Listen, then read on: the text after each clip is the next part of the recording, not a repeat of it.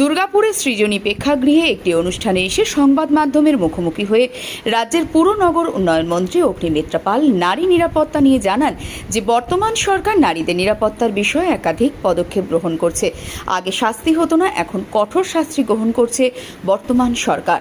তো আমাদের সরকার আসার পর ধরা হয়েছে, শাস্তি হয়েছে, মেরে দেওয়া হয়েছে, বিচার হয়েছে প্রত্যেকটা ঘটনা। সেই ফুটবল খেলতে গিয়ে গলা কেটে দেওয়া বলুন বা বারুইপুরের রেপ কেস বলুন। সুতরাং এখানে আপনি সম্পূর্ণভাবে আটকাতে পারবেন না, বিদেশেও হয়, কিন্তু শাস্তি হয়। সেই শাস্তিটা যেটা আগে হতো না, এখন শুরু হয়েছে, আর শাস্তি হবে, এমন শাস্তি হবে যে এখন তো সবে সবে শুরু হয়েছে। এখন সবার কাছে খবরটা বোধহয় নেই। খবরটা যারা যারা দুষ্কৃতী তাদের কাছে পৌঁছে যাবে, তারাও সতর্ক হয়ে যাবে যে আমারও কিন্তু নিস্তার নেই।